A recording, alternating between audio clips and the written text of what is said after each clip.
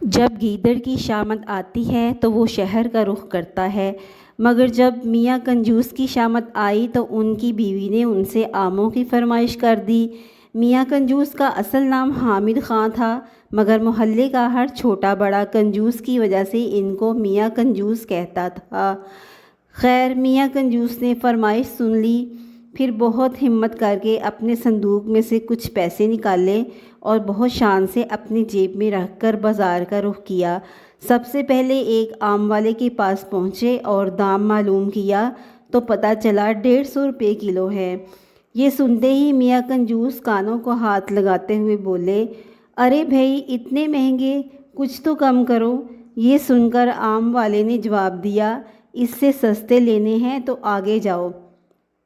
میاں کنجوس فوراً آگے ہو لیے۔ آگے چل کر دام دریافت کرنے پر معلوم ہوا کہ آم 150 روپے کلو ہی ہیں۔ دام سن کر کنجوس میاں برا سا منہ بنا کر اس سے بولے، خدا کا خوف کرو، اتنے مہنگے آم بیچتے ہو، اتنا عمدہ مال سستا نہیں ملے گا۔ آم والے نے کہا۔ اب میاں کنجوس ایک اور آم والے کے پاس پہنچے۔ آموں کی حالت قابل دید تھی، پچکے گلے سڑے، جن سے رس بہہ رہا تھا، ہزاروں کی تعداد میں مکھیاں بھن بھنا رہی تھیں۔ میاں کنجوس نے پوچھا، بھئی آم کیا کلو دیے ہیں؟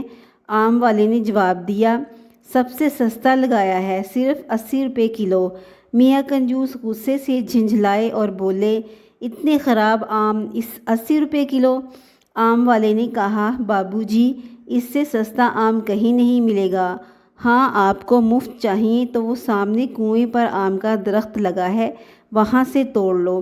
یہ سن کر میاں کنجوس بہت خوش ہوئے اور بھاگے بھاگے جا کر کنویں پر چڑھ گئے اور اچھل اچھل کر آم توڑنے لگے۔ اچانک ان کا پیر پھسل گیا اور میاں کنجوس کنویں میں جا گرے۔ وہ تو خیر ہوئی کہ کنواں خشک تھا، مگر میاں کنجوس گرتے ہی اٹھ کھڑے ہوئے اور کپڑے جھاڑ کر کنویں میں پڑے ہوئے آم اٹھا کر جھولی میں بھرنے لگے۔ مگر جب اوپر نظر اٹھائی تو بہت پریشان ہوئے کہ اب کنویں سے کس طرح نکلا جائے۔ یہ خیال آتے ہی میاں کنجوس لگے چیخنے چلانے۔ اسی وقت ادھر سے ایک گھوڑا گاڑی والا گزرا۔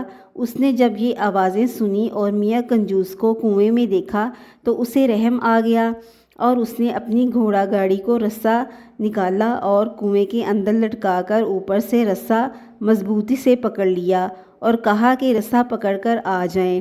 میاں کنجوس نے ایسا ہی کیا، مگر ابھی ذرا سا ہی چڑھے تھے کہ گھوڑا گاڑی والا ان کا وزن نہ سہ سکا اور دھڑام سے کنویں میں آ گرا اور میاں کنجوس دوبارہ کنویں میں پریشان ہو کر چلانے لگے۔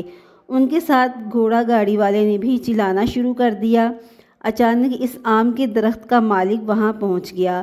اس نے دیکھا اور حیران ہو کر پوچھا کہ تم دونوں کنویں میں کیا کر رہے ہو؟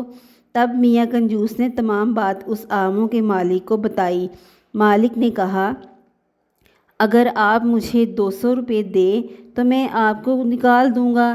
یہ سن کر میاں کنجوس نے چاروں نہ چار وعدہ کر لیا اور جب دونوں کو مالک نے باہر نکال دیا تو میاں کنجوس نے مجبوراً 200 کے نوٹ مالک کو دیے اور خالی ہاتھ گھر آ گئے۔